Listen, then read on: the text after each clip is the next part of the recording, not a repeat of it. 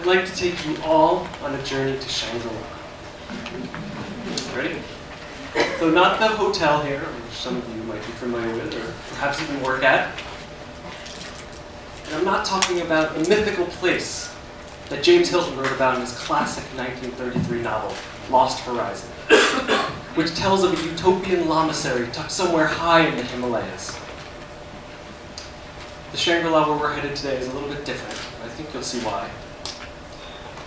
But first I want to tell you a little bit about the path that led me to do short-term medical volunteer work in Shangri-La, and then share some of the stories and experiences that led me to reflect critically on some of the ethical dilemmas of trying to do good there. When I was in college, my mother was very sick with Alzheimer's disease, and I was anxious to forget the fact that I was being forgotten and to escape the realities of my family life transformed.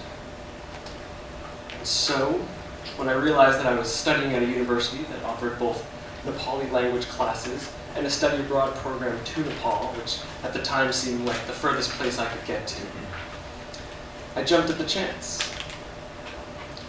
And later that year, I found myself on a plane headed for an experience that would prove to be profoundly transformative in ways that I just simply couldn't imagine.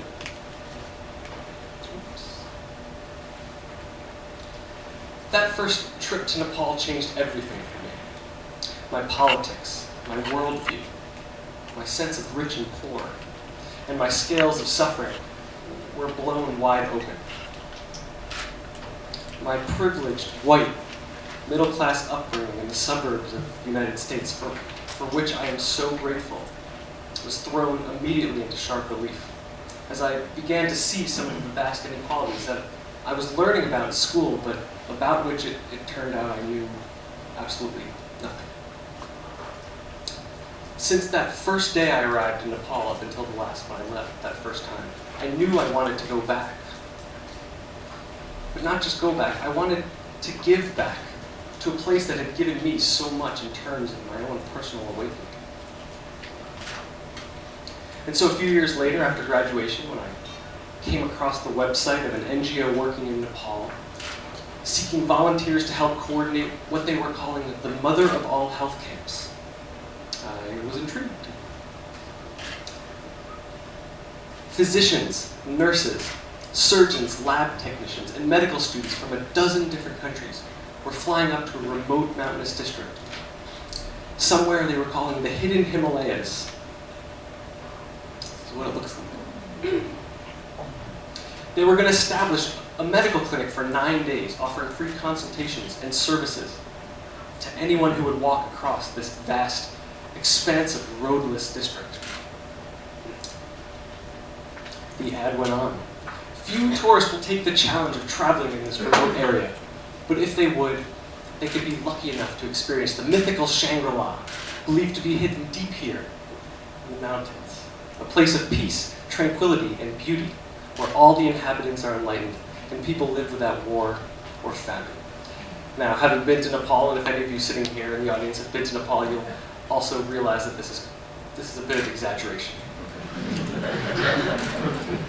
But I was eager to go. I wanted to go and help. And so with no medical or public health training of any kind, I went on my first medical voluntourism trip to Shangri-La. But when I got there, I saw that the conditions were a little bit different than the mythical place invoked to attract would-be voluntourists like myself. Poverty was widespread, and the conditions in which people were living were incredibly difficult.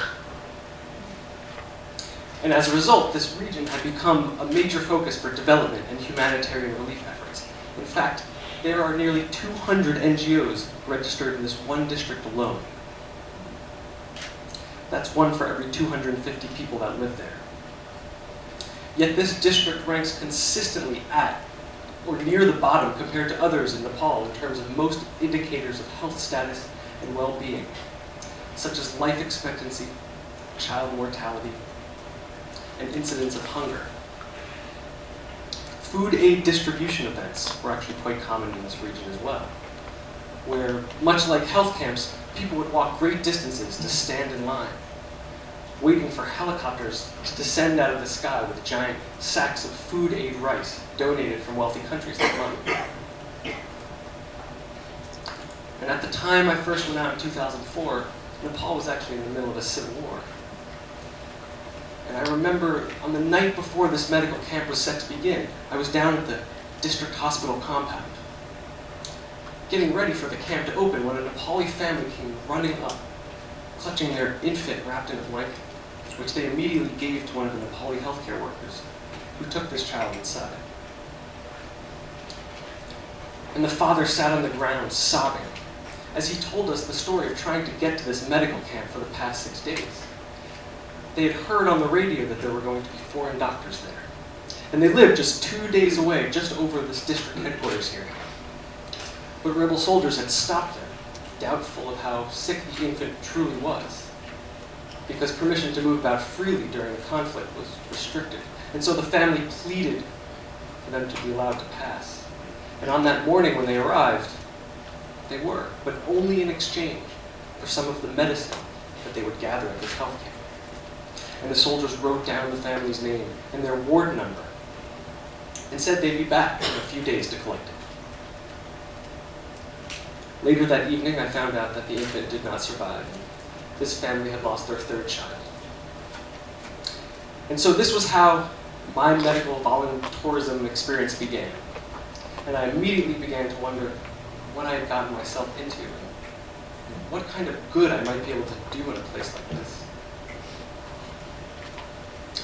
Over the course of the 9-day camp, I watched as this family and so many others stood on long lines trying to store as much medicine as possible.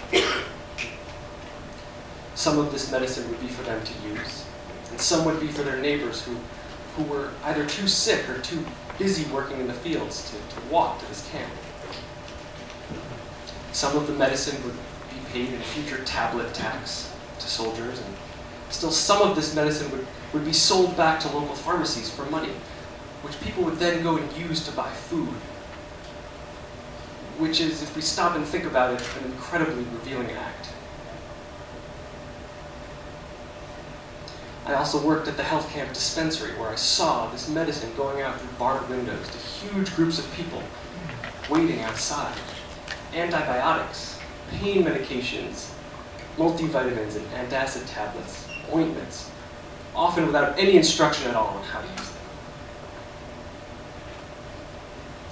Even with no medical training, I couldn't help but feel like this was a little bit dangerous, or disingenuous at least, to be giving out pills a week at a time when people had chronic ailments which ultimately stemmed from the conditions in which they were living.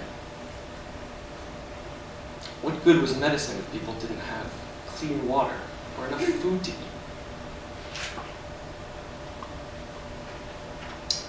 Conducting surgeries at these camps also presented a whole set of complications. I remember at the health camp in 2004, one woman came and her bowel had burst because of a worm infestation. And the volunteer surgeons and doctors gathered around, trying to decide whether or not they should intervene. And ultimately they decided to operate on her because, after all, they had come to do good. But she went into septic shock. She developed an internal infection and had to be flown down away from this medical camp to the nearest hospital, but only after the volunteer doctors offered up enough money, because she couldn't afford the flight. And I bring this up not to point to any negligence on behalf of these volunteer doctors or the NGOs running the camp. Again, this woman was sick because of issues relating to water or sanitation. I bring this up because a few days later, this woman would die at that hospital, far away from her family, which in Nepal and really anywhere else is a terrible tragedy.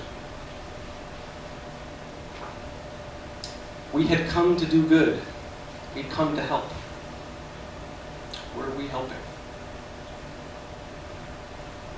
So many of the foreign doctors tried to reassure me and one another that surely this was the best that we could do in such a short amount of time, and that this had to be better than nothing, which is a phrase I heard over and over again, and still hear. But I'm I'm still not sure. And these volunteer experiences have given me great questions to take to graduate school, and ultimately to wrestle with the rest of my life. And part of what I get to study in looking at short-term humanitarian interventions are people like me who want to go and do good through these short-term medical experiences abroad. In fact, there's a growing global phenomenon of students and tourists and volunteer medical practitioners from rich countries going to poor countries to participate in healthcare-related activities for short stints. And there's a whole set of phrases that have cropped up around this growing phenomenon, such as philanthro travel, guilt trips, medical tourism is the flip side of what we commonly think of, medical tourism and voluntourism, which I'm using here to speak critically about my own experiences as a volunteer, but also to draw attention to some of the inherent ethical problems that surround such short-term engagements. What might be some of the long-term consequences of short-term medical care, especially in settings of conflict? Whose needs do these volunteer programs serve, and whose might they overlook? Do the communities and institutions intended to benefit from our efforts to do good, are they involved in the planning and evaluation of these programs? Do health camps and volunteer stints improve people's health, and are they indeed better than nothing? I think it's important to state clearly that I'm not here arguing against the judicious use of medical care. To do so would deny the role that medicine can play in treating sickness and improving people's well-being. And perhaps more importantly, it would deny so many people's cries for affordable access to this care. And some of these short-term medical camps that I saw, the ones that focus on uterine prolapse or dental camps and cataract camps, these do undoubtedly transform people's lives. And so I'm not suggesting that we shouldn't participate in short-term medical volunteer programs. Again, it was the most important experience I had. It completely reconfigured my worldviews, my sense of the world, and my place in it.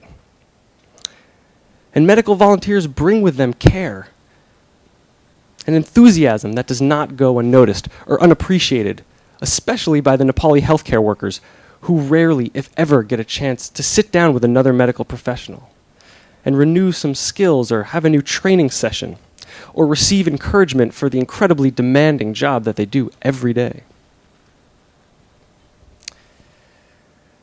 But in the end, overwhelmingly, the benefits of these short-term medical volunteer programs belong to those of us who come and then go shortly after. And I think it's okay and important to admit that there's this tremendous imbalance in the benefits. But if you, like me, still find yourself compelled to go and participate in some short-term medical volunteer programs and to try and go and do good somewhere, what might be some things to keep in mind? I've actually written a whole set of recommendations for medical volunteers and the programs that coordinate them, and I don't have time to go into them, but send me an email and I'm happy to share them with you. But I want to focus on two right now because I think they're really important. One, don't medicalize poverty. This can occur when medicine is used in place of addressing people's basic material and non-material needs. The material ones we know: education, clean water, ample, self-determined sources of food, basic health care. In the non-material category, we can include things like dignity, respect, and hope that one's life chances might improve.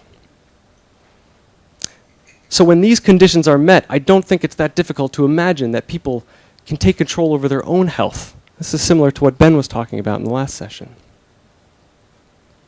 So perhaps as short-term medical volunteers, our challenge might be for ways to figure out how to contribute to these non-medical goals as well.